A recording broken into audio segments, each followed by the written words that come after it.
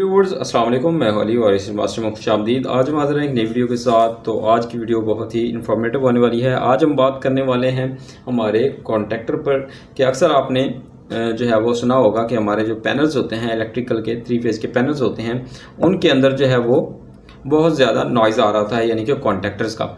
तो वो किस वजह से आता है, उनकी वजूहत क्या है, उसको कैसे आप जो है वो रिपेयर कर सकते हैं, तो इस वीडियो में हम आज डिटेल से बात करने वाले हैं। तो वीडियो शुरू करते हैं। तो वीडियो शुरू करने से पहले आपसे रिक्वेस्ट है कि अगर आप हमारे चैनल पर नए हैं तो हमारे चैनल को सब्सक्राइब कर लें और साथ में बेल आइकन को प्रेस कर लें ताकि मज़ीद ऐसे आने वाली वीडियोज़ आप तक पहुँच सकें। तो बेसिकली चंद एक जो है वो हमारे कॉन्ट्रैक्टर के अंदर जो है वो चीज़ें लगी होती हैं, इक्विपमेंट्स लगे होते हैं, जिनकी वजह से हमारा कॉन्ट्रैक्टर जो है वो ऑपरेट होता है, वर्क करता है। तो सबसे पहले हम जो सबसे इम्पोर्टेंट है वो है इसके अंदर जो है वो कॉइल लगा होता है।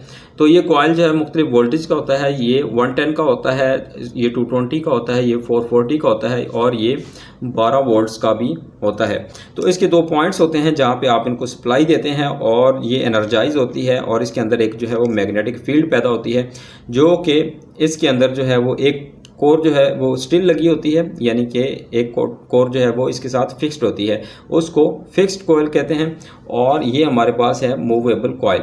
तो ये कॉन्ट्रैक्टर के साथ जो है वो इस तरह मूव होती रहती है। ये आप देख सकते हैं, जब इसको मैं ऊपर जो है वो पुल करता हूँ तो ये ऊपर से कॉन्ट्रैक्टर हमारा जो है वो ऊपर हो जाता है और जब मैं इसको प्रेस करता हूँ तो ये इस तरह जो है वो नीचे की तरफ हो जाता है। तो ये ऑटोमेटिक जब काम करता है तो उसके पीछे ये हमारी कॉइल जो होती है ये इसको ऑपरेट करवाती है। तो इसमें जो है शोर आने के वो चंद एक रीज़न है जो मैं आपके सामने रखूँगा।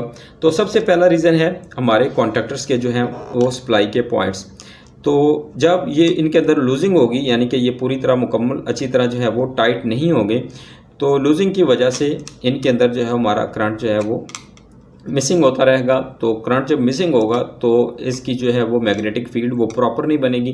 जब प्रॉपर नहीं बनेगी तो वो जो है वो नॉइज़ करेगी। जब हमारी जो है वो स्टेबल कोर और मूविंग कोर आपस में टकराती रहती हैं, उनके जो है एज टकराते हैं, तो उससे एक नॉइज़ पैदा होती है जिससे जो है वो हमारा कॉन्ट्रैक्टर जो है वो काफ़ी ज़्यादा शोर करता है। तो उसका एक सोल्यूशन है कि आप जो हमारे इसके पॉइंट्स होते हैं, यानी कि जहाँ पे आपने इसको मेन सप्लाई दी होती है, इसकी कॉइल की सप्लाई, उनको जो है वो अच्छी तरह टाइट करें। या फिर उनके अंदर जो है वो कार्बन रस्टिंग आ जाती है, जंग लग जाता है, कार्बन जम जाता है, तो उसको उनके स्क्रूज़ को खोलें और ब्रास ब्रश से आप उसको अच्छी तरह क्लियर करें ताकि उनके अंदर जो है वो हमारी करंट की जो है वो क्रॉसिंग है वो अच्छी तरह प्रॉपर जो है वो हो सके।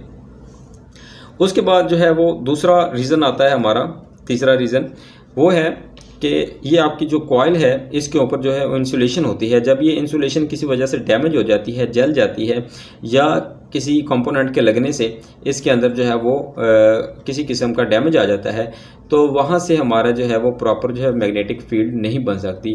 तो हमारी जो कॉइल है वो उस मैग्नेटिक फील्ड को मिस करने लग जाती है, जिसकी वजह से हमारा जो है वो इस दोनों के दरमियान एक वेरिएशन आ जाती है हमारी कोर के दरमियान।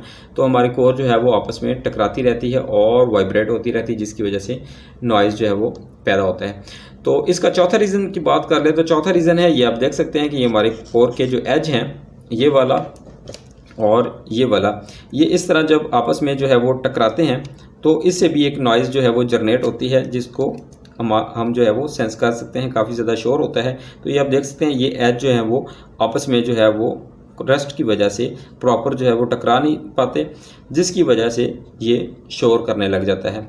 तो इसको जो है वो ठीक करने के लिए आपके जो इसके एज होते हैं, ये जो हमारी कोर के एज हैं, इसको अच्छी तरह ब्रास ब्रश के ज़रिए आप क्लियर करें या एमरी पेपर के साथ या रेगमार के साथ क्लियर करें और फिर इनको जो है वो लगाएं, तो हमारा जो है कॉन्ट्रैक्टर वो नॉइज़ करना छोड़ देगा। उसके बाद रेगुलर चलने से होता क्या है कि हमारी जो ये स्टेबल कोर है, इसकी बैक साइड पे हमारी जो ये चेसी बनी होती है, इसकी प्लास्टिक की जो बॉडी बनी होती है, ये जो है वो घिस जाती है। जब हमारी मैग्नेटिक कोर रेगुलर ऑपरेट होती रहती है तो क्या होता है कि इसके अंदर जो है वो इसकी थोड़ी सी प्ले आ जाती है, इसकी फिटिंग जो है वो एडजस्ट जो है वो प्रॉपर नहीं हो पाती। तो इसके लिए करना क्या है कि आपने जो है हमारी जो HT टेप होती है या कोई भी इस तरह की जो है वो इंसुलेशन आपने इसके पीछे हल्की सी लगा के इसको फिट करना है और टाइटली जो है वो अच्छी तरह बंद करना है। तो बंद करने के बाद जो है वो आपका कॉन्टैक्टर जो है वो नॉइज़ करना छोड़ देगा। तो ये बेसिकली चंद एक रीज़न थे हमारे कॉन्टैक्टर के शोर करने से, जिनकी वजह से हमारे पैनल के अंदर बहुत ज़्यादा शोर होता है और बहुत ज़्यादा डिस्टर्बेंस जो है वो पैदा होती है हमारे कंट्रोल रूम के अंदर। तो ये चंद रीज़न थे जिनकी वजह से जो है वो आप जो है वो इस नॉइज़ से बच सकते हैं। और इसका एक आखिरी रीज़न ये होता है कि ये आपका स्प्रिंग जो होता है ये बाज़-औक़ात टूट जाता है। तो टूटने की वजह से जो हमारा कॉन्टैक्टर है वो शोर पैदा करता है। तो जैसा कि ये मैं आपको इसकी जो है वो फिटिंग दिखा दूं कि ये किस तरह जो है वो अंदर एडजस्ट हुआ होता है, ताकि आपको खोलने के बाद जो है वो इसकी फिटिंग जो है वो प्रॉपर कर सकें। तो इस फॉर्म में हमारा कॉन्टैक्टर होता है। जब आप इसको ओपन करते हैं तो ये देख सकते हैं कि ये एक सेंटर में जो है वो इसकी स्प्रिंग है, जो इस दोनों के दरमियान हमारी स्टेबल कोर और मूविंग कॉइल के दरमियान डिस्टेंस को बना के रखता है।